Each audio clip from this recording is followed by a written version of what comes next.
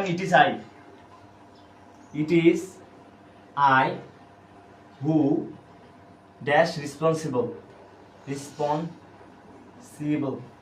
ওকে, এটার অপশন আমি দিব অ্যাম, 2 নাম্বার দেবো হচ্ছে ইজ, 3 নাম্বার দিলাম হচ্ছে আর। ওকে, অ্যান্সার করো।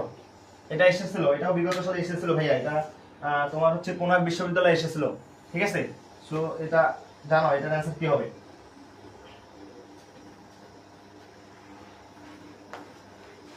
এটা জানো ভাইয়া, অনেক ইম্পর্টেন্ট একটা লাইন, এটা বিগত সালে এসেছিল। এটা আমি আরেকটা অপশন দিলাম, এটা হচ্ছে 2, এটা হচ্ছে 1। ওকে, প্র্যাকটিসের সাথে সব রুলস দেব, নোট দেবো, তোমরা কালেক্ট করে রাখবা। আমি দিলাম I dash the 9th letter of English. Okay, এখন বলো এই দুটো অ্যান্সার করো ভাইয়া।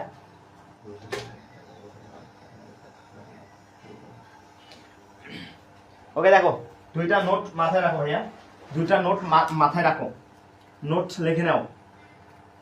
যদি কখনো রিলেটিভ প্রোনাউন অর্থাৎ রিলেটিভ প্রোনাউন গ্যাপের আগে যদি রিলেটিভ প্রোনাউন কোথাও দেখো, রিলেটিভ প্রোনাউন গুলা,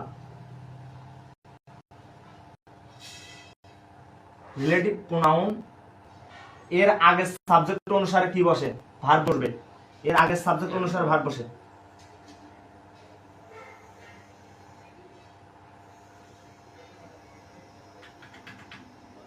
ভার্ব বসবে, ঠিক আছে? কোথাও যদি তুমি গ্যাপ দেখো, সেই গ্যাপের আগে যদি তুমি রিলেটিভ প্রোনাউন দেখো, সেই রিলেটিভ প্রোনাউনের আগের সাবজেক্ট অনুসারে তোমার ভার্ব বসবে। এখন কথা হচ্ছে ভাইয়া, দেখো ইট ইজ আই হু, এই যে হু হচ্ছে রিলেটিভ প্রোনাউন ভাইয়া, হু হচ্ছে রিলেটিভ প্রোনাউন এবং রিলেটিভ প্রোনাউনের আগে আই আছে, সো আই এর সাথে অলওয়েজ কি বসে? অ্যাম বসে। তার মানে আমাদের অ্যানসার হবে ইট is I who am responsible.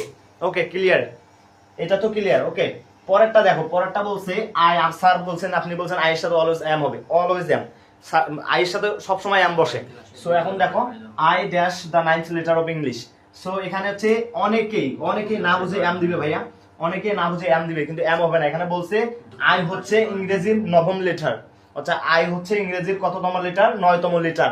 I হচ্ছে বা হয় হচ্ছে ইংরেজির 9তম লেটার, হয় অর্থে ইজ ব্যবহার করা হয়। তাহলে এখানে একমাত্র একটা লাইন যেটা বিসিএস এ এসেছিল এবং এডমিশনের পরীক্ষায় অসংখ্যবার এই লাইনটা এসেছিল, কিন্তু অনেক স্টুডেন্ট এটা ভুল করছে। কেন? কারণ আমরা জানি I is the 9th letter of English হবে, অর্থাৎ আই এর সাথে ইজ ব্যবহার করা হয়। সো এখানে আমাদের অ্যান্সার হবে ইজ। আমরা অলওয়েজ জানি আই এর সাথে অ্যাম হয়, কিন্তু আই এর সাথে অ্যাম হবে না, কারণ এইটা এখানে বলছে তোমার I is the 9th letter of English, অর্থাৎ হচ্ছে ইংলিশের 9তম বর্ণ হচ্ছে আই। সো এখানে ইজ ব্যবহার করা হবে ভাইয়া, বুঝছো? এই দুটো বুঝছো তো? ক্লিয়ার? এই দুটো তো বুঝছো নাকি?